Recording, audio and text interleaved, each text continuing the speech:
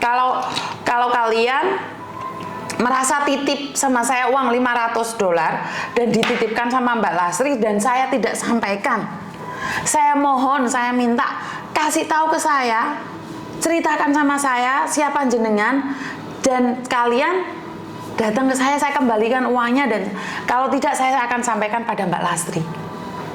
Biar saya tidak menjadi dosa buat diri saya, karena saya tidak ingin makan keringat kuningnya wong. Tapi kalau Mbak Lasri sendiri memakan apa yang tidak seharusnya dia dapatkan, ya biarkan dia bekerja dengan apa yang dia inginkan. Sampai sekarang itu membekas di hati saya, siapa yang titip uang buat Mbak Lasri dan saya tidak sampaikan. Itu saya masih kepikiran, Mbak. Aku ini wedine. Dosa ini melok ndek aku terus. Angel loh menghapus dosa ini, Mbak. Jadi sekali lagi, kalau kalian tidak ikhlas saat kalian memberikan, saya kembalikan. Masih ingat mbaknya yang salah nyawer dari Singapura gitu? Saya kembalikan uangnya, Mbak, karena saya tidak ingin apa yang saya dapatkan itu menjadi malapetaka dalam hidup saya. Saya tidak inginkan itu. Jadi buat teman-teman, terima kasih sekali sawerannya ya, mamanya Rizal, terima kasih. Mbak Rita Arema, terima kasih juga. Semoga apa yang kalian berikan itu lebih bermanfaat. Dan masih ingat yang meninggal dunia di Malaysia 3 hari yang lalu? Jadi kebetulan kan Mbak Nuri selalu minta nomor rekening ke saya. Saya itu tidak pernah memberikan nomor rekening saya ke Mbak Nuri karena sangat mengenaskan sekali. Saya takut terjadinya fitnah. Dan Mbak Nuri ternyata kemarin kirim uang ke keluarga almarhumah sebanyak 5 juta. Almarhum Dede sebanyak 5 juta, dan saya belum berbicara dengan keluarganya. Jadi saya ucapkan banyak-banyak terima kasih buat Mbak Nuri yang sudah memberikan sumbangannya pada keluarga almarhum Dede yang meninggal dunia di Malaysia. Jadi saya nggak bisa ngomong apa-apa. Intinya adalah terima kasih sekali.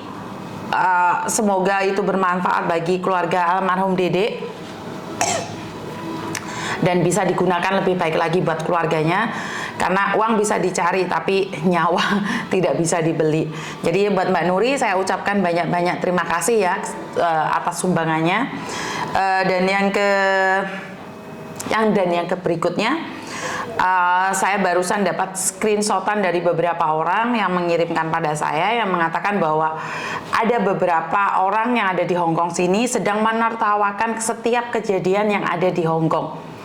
Jadi ada beberapa orang yang sedang guyu kepingkel-pingkel dengan tragedi-tragedi yang ada di Hongkong. Mbak Karina Nan, terima kasih sekali sawerannya. Jadi ada beberapa orang di luar sana itu sedang berkomen-komen ria, berbahagia dengan setiap kejadian dan kasus-kasus yang saya angkat. Jadi saya kurang tahu nih, ini rasa empatinya yang nggak ada, atau mereka itu psikopat yang dimana merasa bahagia dengan penderitaan orang lain, atau mereka itu orang-orang hebat yang tidak akan pernah tersentuh oleh apapun. Jadi atau mereka bahkan punya trauma sendiri di mana merasa bahwa mereka bisa melaluinya dan kenapa kalian tidak bisa mampu melaluinya. Jadi apakah orang-orang ini tidak bisa berdamai dengan dirinya sendiri karena di dalam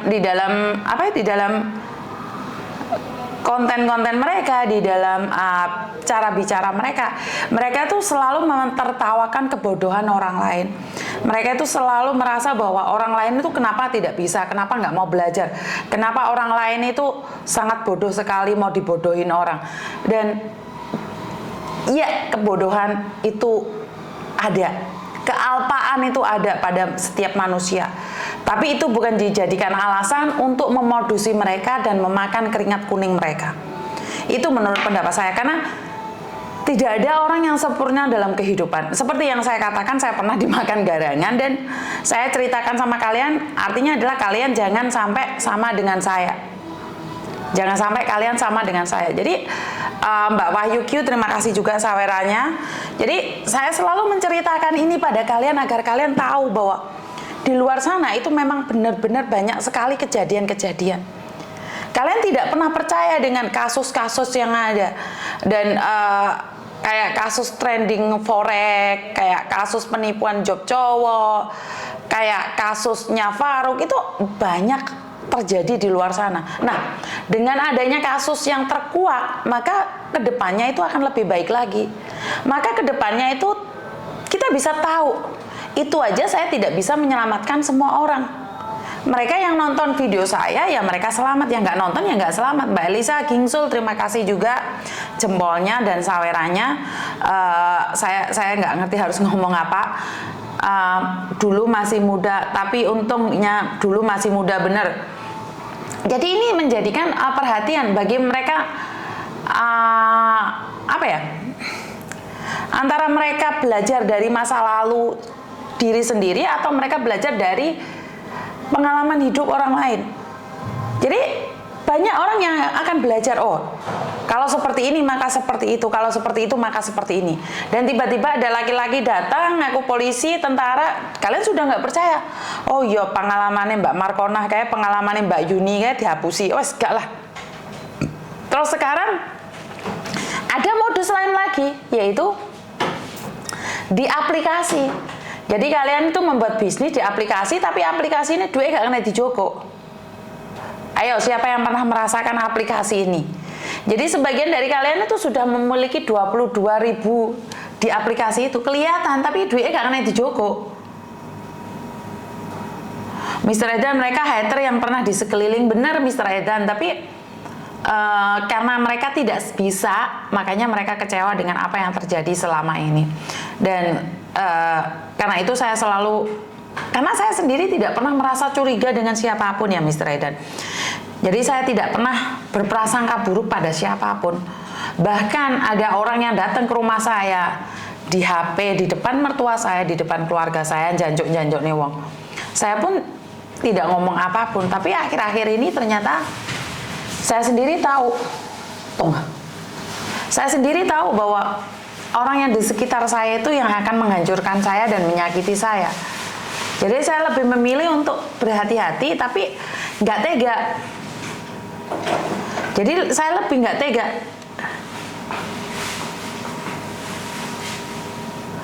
Jadi saya sendiri tuh nggak tega dengan apa yang terjadi. Saya lebih memilih untuk menolong orang lain, walaupun saya sendiri merasa benci dengan orang yang berbohong pada saya. Bahkan kasusnya Mbak Lastri itu menjadi pukulan berat bagi diri saya sendiri. Saya itu masih sedikit trauma. Tapi trauma bukan berarti harus tidak percaya dengan orang lain ya. Kan tidak semua orang akan sama seperti itu. Bahkan ada yang SMS saya, hati-hati dengan orang Palembang. Nah ini saya yang tidak suka dengan orang yang mengatakan satu daerah atau satu golongan. Jadi buat mbaknya nih yang komen atau SMS saya mengatakan bahwa hati-hati dengan orang Palembang, jangan dipukul rata mbak. Kita manusia punya sifat sendiri-sendiri. Jadi kalau kalian bilang kebanyakan nih orang Palembang seperti ini, seperti itu, kenapa kalian tidak berkata bahwa orang Jawa juga punya kebiasaan yang tidak bagus, orang Bali juga punya kebiasaan yang tidak bagus, orang NTB juga punya kebiasaan yang tidak bagus. Kenapa kalian hanya menilai satu-satu daerah saja? Kenapa kalian tidak melihat yang bagus? Orang Jawa bagus, orang Bali bagus, orang NTB bagus. Semoga tidak terjadi sesuatu. Bantu saya doa dong. Malah kalian tidak percaya dan membuat saya takut. Bener nggak sih? Jangan membuat saya takut untuk menampung orang. Ini ntar saya ada sekatan-sekatan ini. Sama-sama orang Indonesia. Oh kamu mana kamu?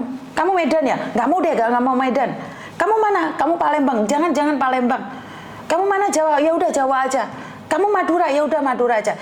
Ini sungguh tidak adil karena kehadiran saya itu saya tidak di label orang Jawa, orang Madura, orang Bali, orang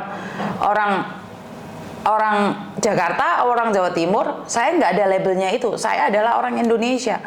Jadi saya tidak bisa dong bilang bahwa kalau orang Kalimantan saya nggak mau nolong. Kalau orang Sumatera saya nggak mau nolong. Saya nggak mau itu mbak. Saya akan tetap katakan bahwa saya akan menolong semampu saya, sebisa saya. Jadi saya ya kalau dia sukunya sama dengan saya, suku Madura, tapi dia nggak bagus, ya saya lempar dia keluar, Mbak. Bener nggak sih? Walaupun dia suku yang berbeda, tapi dia tahu menghargai, ya saya bantu. Jadi saya tidak akan membedakan suku, wilayah, ataupun tempat tinggal. Sini harus diperhatikan ya, saya tidak menolong karena suku. Karena saya punya label itu Indonesia. Paspor saya itu Indonesia. Jadi, Lea mau tanya paspor kok ya? Oh. Jadi saya sendiri itu punya label Indonesia. Saya tidak ingin lego paspor lah. Apa Meli toh? Jadi saya sendiri tuh punya label paspor adalah Indonesia.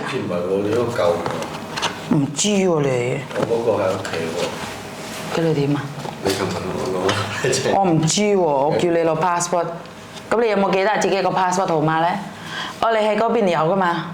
唔使啦，你而家入翻媽咪個 passport 同埋爸爸個 passport，你肯定有啦。Ini perbedaan paspor saya dengan suami saya. Ya, ini perbedaan saya dan suami saya paspornya. Ini dulu paspor saya e-paspor. Jadi sekali lagi jangan meminta saya untuk membeda-bedakan suku ya Mbak ya. Dan sekali lagi Mbak Lastri juga suku Jawa kok. Nyatanya ngomongnya nggak pen ke saya. Saya selalu bilang kalau saya salah katakan pada saya. Kalau lo tahu pesan paspor, mami pesan paspor ya. Kau schedule ya yang kecil ini.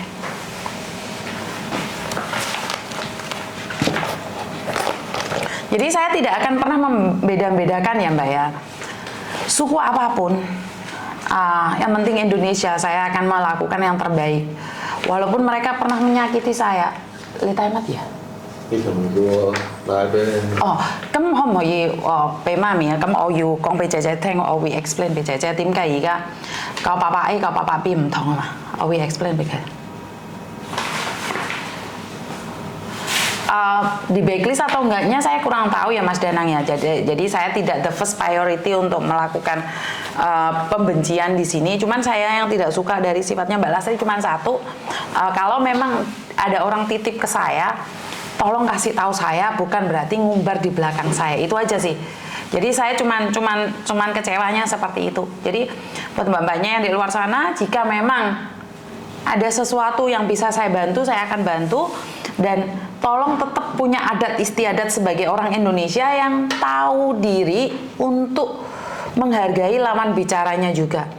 Jadi kalau saya terlihat sangat sabar, bukan berarti saya tidak punya naluri Mbak. Jadi kalau kalian merasa ugal-ugalan saat berbicara, saya juga bisa marah.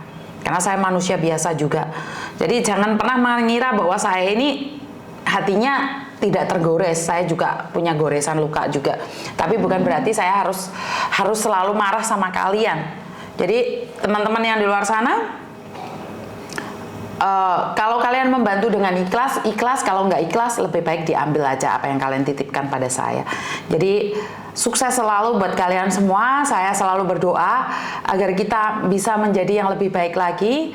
Dan jangan pernah terkecoh oleh orang-orang di luar sana yang sengaja mencoba untuk menyakiti hati kalian dengan menertawakan kehidupan kalian, dengan menertawakan saya. Itu jangan dibalas, jangan di screenshot, jangan disakiti. Jadi saya tidak menginginkan itu semua. Jadi saya selalu bilang, kalaupun ada orang yang sedang saat ini ingin menjatuhkan saya, nggak apa-apa. Dari kasusnya Faruk aja saya diketawain bahwa kasus itu tidak akan pernah dibongkar. Tidak akan pernah bisa dibongkar. Kasus Job Cowok itu mengatakan bahwa itu kasus sudah lama. Nyatanya masih berkeliaran, tapi kenyataannya sudah ditangkap di Indonesia. Dan juga kasus Korek itu saya juga diketawakan.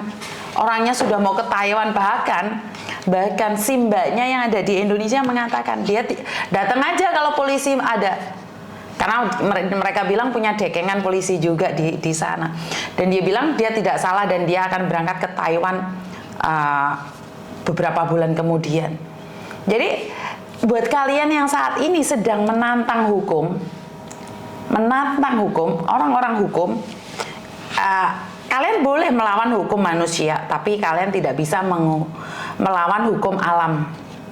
Hukum alam ki nandur ngunduh. Jadi ingat dalam kata-kata saya. Hukum alam itu sangat adil. Nandur ngunduh. Yang di sini cewek nipu cowok waduh, kok saya nggak dengar. Kalau saya tidak dengar dari narasumber, saya nggak percaya Mbak Milen. Jadi kalau ada itu, jadi saya ingin dari narasumbernya langsung. Saya tidak ingin kalau bukan dari narasumbernya langsung, kan nggak A1. Jadi saya selalu berkata bahwa kalau nggak A1 saya tidak mau. Masih katanya saya takutnya terjadinya fitnah. Jadi kalau dia sendiri sumbernya yang ngomong, bisa dilacak. Jadi kalau cuman katanya saya nggak berani Mbak, karena ntar terjadinya fitnah dan kalian mendapatkan keadilan. Nah, aku diadili orang, aku digerebek wong, iya para. Jadi kalau bukan narasumbernya sendiri yang cerita terus minta bantuan, saya tidak bisa. Saya tidak bisa memberikan informasi atau membantu mereka. Dan ingat segala resikonya Mbak, saya tuh sadar diri, sadar rai, sadar posisi. Seperti kejadiannya forex itu, apakah uangnya bisa kembali? Ya nggak bisa dong. Proses hukumnya panjang sekali. Tapi setidaknya ini kejahatan orang ini tidak bisa diteruskan. Siapa tahu dia ke Taiwan malah melakukan kejahatan lagi. Ini yang pertama. Dan yang kedua, kalau si Farouk ini apakah dinikahi ataukah uangnya kembali? Ya enggak juga. Tapi setidaknya yang dihukum. Nah, ini yang jadi fenomena terbaru adalah ibadah haji. Apakah ibadah haji ini bisa ditangkap? Ya saya nggak tahu. Uangnya bisa kembali nggak? Saya juga nggak tahu. Kita serahkan saja pada yang berwajib. Dan yang saya dengar nih katanya mereka menantang nih. Kan sudah ada pengacara tuh, suruh pengacara mengurus. Ya kalau orang nggak merasa salah sih, saya rasa nggak ada masalah ya. Cosan. Duduk dulu ya. Jadi buat teman-teman mau ngapain? Bukan saya. Oh cuman main, oke. Jadi buat teman-teman di luar sana, saya selalu mengatakan bahwa apa yang kita tanam kita tuai, ada yang salah, ada yang benar. Kalau tahu sudah salah, tolong diperbaiki, jangan malah nantang. Jadi untuk mbak-mbaknya di luar sana, saya tidak ingin menyalahkan siapapun, saya tidak ingin mengatakan kebodohan siapapun. Sama-sama belajar dari kesalahan orang lain ke depannya agar lebih baik lagi. Dan sukses selalu buat kalian semua. Doa saya yang terbaik. Jika ada salah dan dosa dari kata-kata saya minta maaf. Dan ingat, saya selalu absen di 10 menit awal. Jadi kalau kalian ingin dapat notifikasi, subscribe dan tombol lonceng, jadi kalian akan dapat notifikasi. Jadi saya 10 menit di awal saya akan absen, dan yang berikutnya saya nggak bisa ngabsen. Kalau saya ngabsen nih, saya gagal fokus dengan apa yang saya bicarakan. Jadi terima kasih sekali buat teman-teman yang sudah hadir, dan saya butuh jempolnya, saya butuh share dan like-nya, karena bisa membantu teman-teman yang lain. Dan dari saya, wassalamualaikum warahmatullahi wabarakatuh. Berkat Tuhan mengalir atas hidup kita semua. Semoga semua makhluk hidup bahagia, dan sampai ketemu lagi. Bye-bye. Coba ya.